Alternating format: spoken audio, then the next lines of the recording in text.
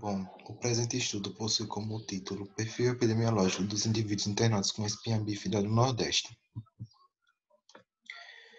Nesse, não há conflito de interesses, e como autor, que no caso sou eu, José Clédio Oliveira Santos, que é acadêmico de enfermagem do 7º período da Universidade Federal de Sergipe, e como coautores estão Mirelle dos Santos Silva, Larissa Santos Costa Cruz e Ingrid Ayana Menezes Costa, que são acadêmicas de fisioterapia da Universidade de Tiradentes, e Ribana da Anunciação Alves e Laís Lueme de Lima Ferreira, que são pertencentes ao Departamento de Enfermagem da Universidade Federal de Sergipe.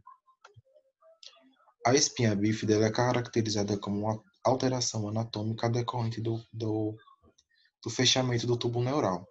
Ela é classificada em sintomática e assintomática, ou aberta ou fechada.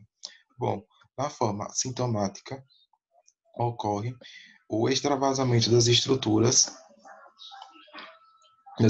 anatômicas. No caso da meningocele, o extravasamento da meninge, e no caso da mielomeningocele, o extravasamento da meninge e da medula espinhal.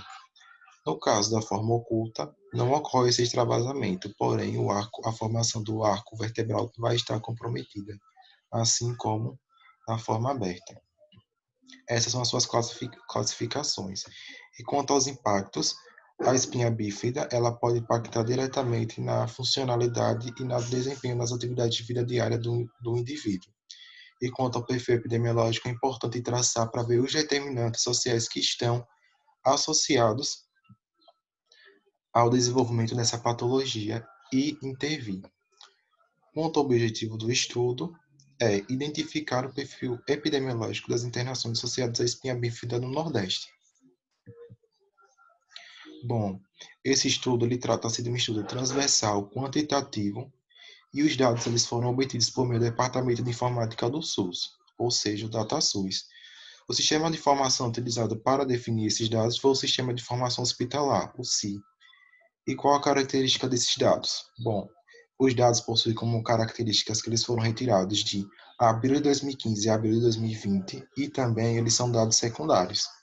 As variáveis analisadas nos dados são sexo, raça, cor, ano de processamento de internação, faixa etária e mortalidade da doença. Além disso, também foi analisado o território, ou seja, estado, onde essa patologia mais se manifesta.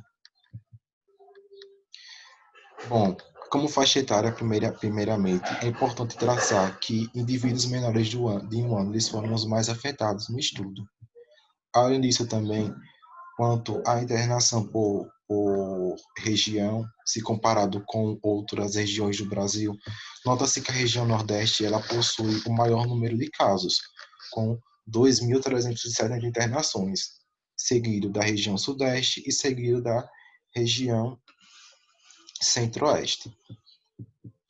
Ao analisar o número de internações, nota-se que esse quesito houve uma curva de decrescimento, sendo que até abril de 2020, no ano de 2020, houve 87 casos.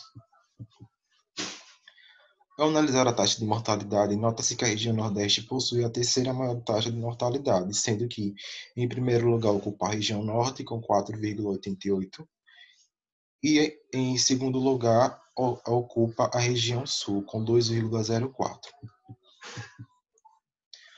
Ao analisar a contagem dos óbitos associados à espinha bífida no Nordeste, nota-se que houve um aumento no ano de 2016, seguido de um decrescimento, que chegou a 3 casos durante o ano, e houve um novo aumento em 2019, com 5 casos, e posteriormente em 2020, até o atual aumento, que no caso é abril de 2020, o corte da pesquisa, houveram 4 casos.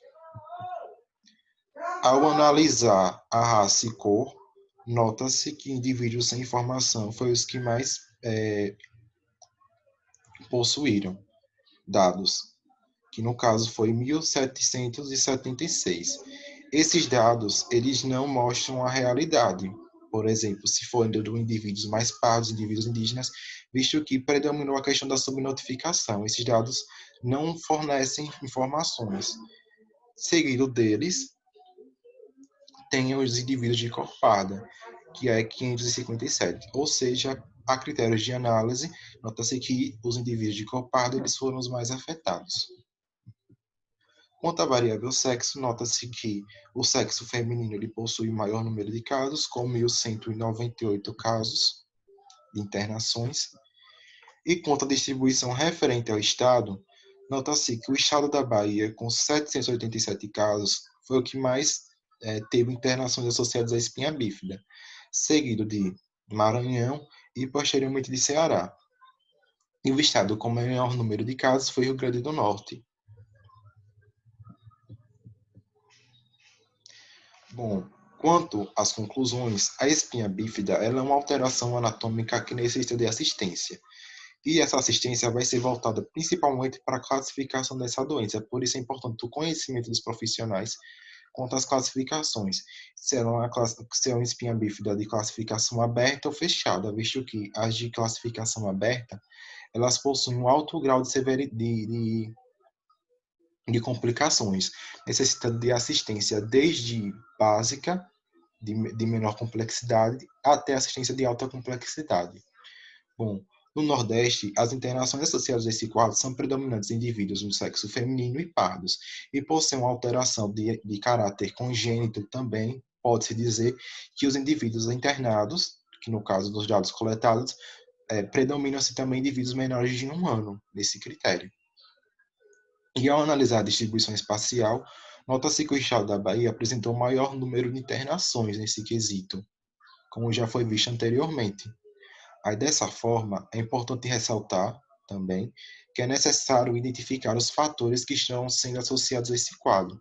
Por exemplo, a assistência pré-natal, se há uma prevenção durante o pré-natal, como se dá a questão da concepção, se há uma consulta de planejamento reprodutivo, pois sabe-se que a espinha bífida é uma alteração do tubo neural e as alterações do tubo neural estão intimamente relacionadas também com a nutrição dessa gestante, principalmente no que se diz a ingesta de ácido fólico.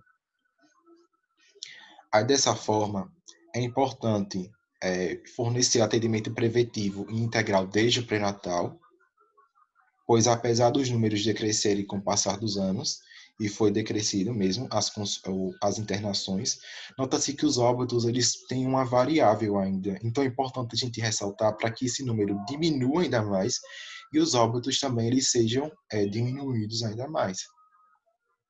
Por isso, ainda existe a necessidade de intensificar medidas de combate a essa patologia, principalmente no que se refere à subnotificação, por isso é importante capacitar esses profissionais para que eles saibam a importância de notificar corretamente no sistema e também fornecer o acompanhamento integral para gestantes, pois sabe que em algumas regiões do Nordeste a questão do acompanhamento gestacional e do pré-natal é precária, prezando assim também pela implantação de políticas de assistência que visem fornecer o cuidado integral para toda a área.